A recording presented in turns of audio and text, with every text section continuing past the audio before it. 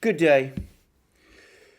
It is becoming increasingly clear that Germany greatly overplayed its hand with Russia over the Navalny affair.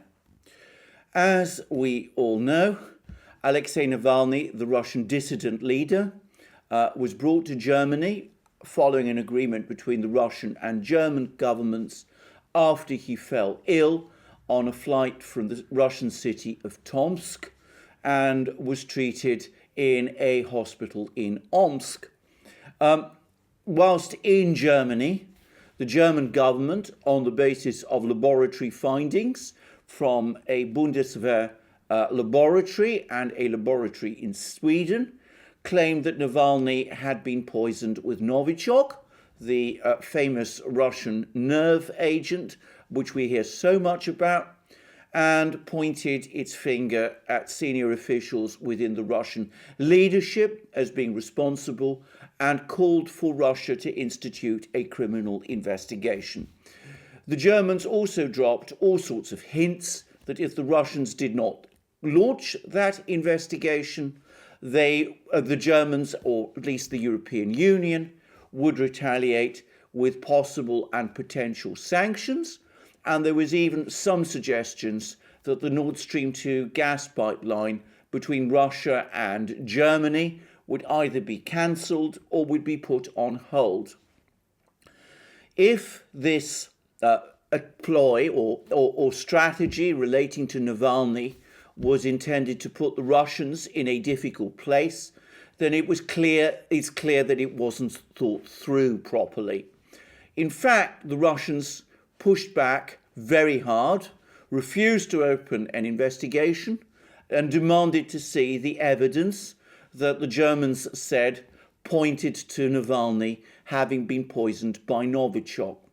This evidence, for unknown reasons, the Germans and the various laboratories involved and the Organization for the Prohibition of Chemical Weapons have refused to supply, lending doubts to the credibility of the whole German and Western narrative around Navalny's poisoning.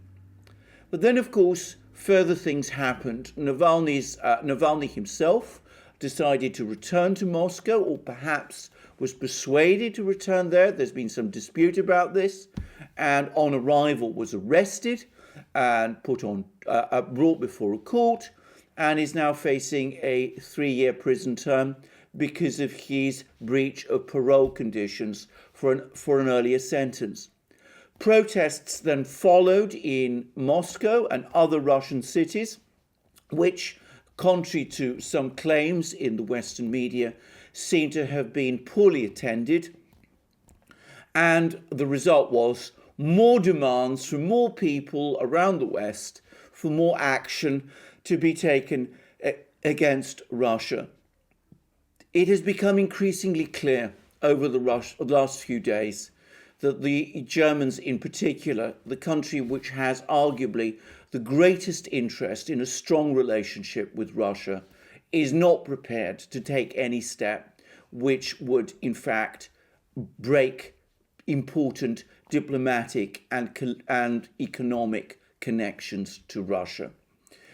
The German government seems to have categorically rejected any step, for example, to cancel or suspend or put on hold the Nord Stream 2 pipeline. In fact, we've now had statements about Nord Stream 2 from a growing number of German officials. The German economics minister, Peter Altmaier, has come out in support of it. So has the German president, Frank-Walter Steinmeier, who has referred to Nord Stream 2 as a bridge to Russia and has pointedly reminded Germans that this year is the 80th anniversary of Nazi Germany's fateful attack on Russia, on the Soviet Union, on 22nd June 1941, the operation known as Operation Barbarossa. And this comment about Nord Stream 2 being a bridge to Russia has also now been made in rather passionate terms by German Foreign Minister Heiko Maas, who is widely assumed or thought by many people to be one of the most anti-Russian personalities within the German government. In fact, not only did Heiko Maas talk about Nord Stream 2 being a bridge to Russia, but he also spoke in terms of the cancellation of Nord Stream 2, accelerating the trend for Russia to detach itself from Europe and possibly seek friends elsewhere. Of course, he means China, but he doesn't but as is always the case, he didn't want to say that. Angela Merkel herself, as is always the case, maintains a sphinx-like silence on these issues, but she too has signalled her continued support for Nord Stream 2 and her continued wish for continued dialogue with Russia. Her likely successor, Armin Laschet, has also made clear that he too supports Nord Stream 2 and wants to see the pipeline completed and wants to maintain close links with Russia.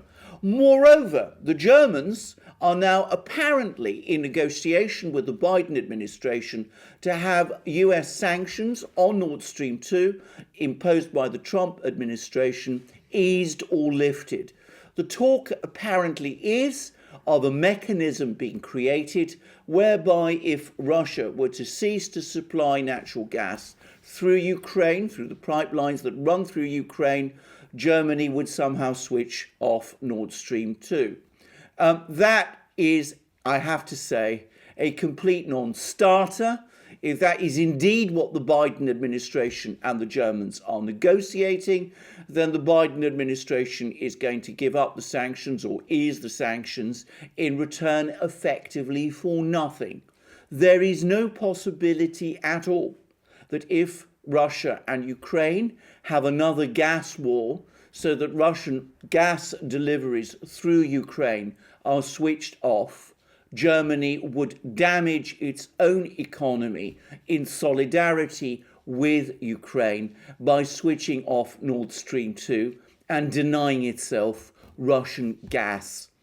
This bears all the hallmarks of a face-saving compromise whereby the Germans get what they want and the Biden administration is able to walk away and say that it has achieved something when in fact it has achieved nothing.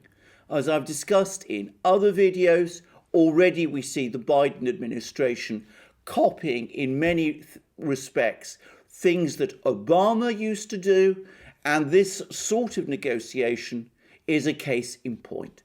Anyway, let's put all that to one side. It's clear that the Germans are not prepared to sever their relations with Russia. All the talk now is of sanctions in the run-up to the European Council meeting at the end of February, but it's also clear that those sanctions, when they come, will be sanctions against individual Russian officials. They will not extend to sanctions against Russia as a whole, or even against major sectors of the Russian economy, like the sectoral sanctions which the EU imposed on Russia in 2014. The Russians are used to these sanctions on individual Russian business figures and political leaders and security officials, and even on Russian companies. They will simply shrug their shoulders and carry on exactly as before.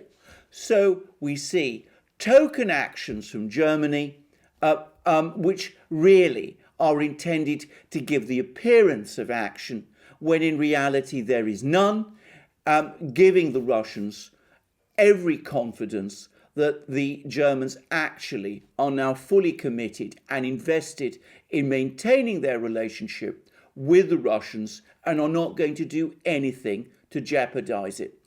Well, perhaps that is a good thing. Perhaps on balance, it is as well that the Germans are now clarifying fully what their intentions are. I suspect that the Germans have been spooked by commentaries that have been coming out of Moscow and indeed from the Russian Foreign Minister Sergei Lavrov that Russia has given up any idea of forging a relationship with the EU, that it no longer sees the EU and by extension Germany as a reliable partner, that Russia is now going to pursue a Eurasian policy, and that it will focus instead on developing its relationship with China. I think this has been very unsettling to the Germans, and I think that they are unnerved and alarmed by it, and I think that they are therefore changing course. I'm also starting to think that the disastrous visit by Josep Borrell, the EU External Affairs Commissioner to Moscow, which took place last week and which I've discussed at great detail in previous programs, was partly intended as a way by the Germans to open some kind of line of communication to the Russians, to reassure the Russians that some kind of active dialogue between the EU and Russia would continue. If so, what the Germans will have found is that the Russians are in no mood to make any sort of concession at all, and that they expect any future relationship between the EU and Russia, and between Germany and Russia specifically, to be conducted from now on increasingly on Russian terms.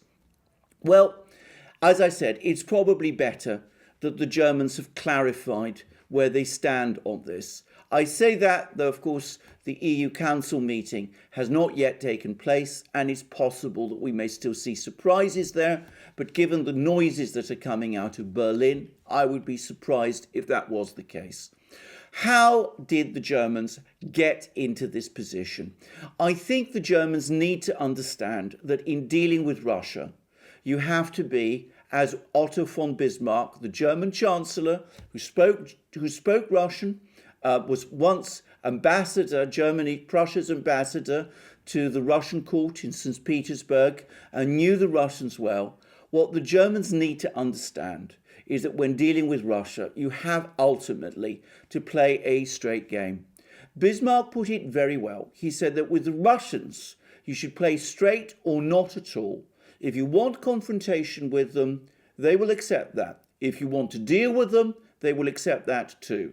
But they will not accept a game where you are both seeking to deal with them and confronting them at the same time. That is unsustainable. It's a shame and a pity that it took so long. And obviously, adventures and episodes like the Navalny affair will not be tolerated further in future. We will see how well and how fully this lesson has been learned in Berlin. If the Germans want a long-term confrontation with Russia, they can have it. If the Germans want a strong relationship with Russia, they can have it too. They mustn't expect the Russians to bend to their will. The Russians have never done that, and they never will.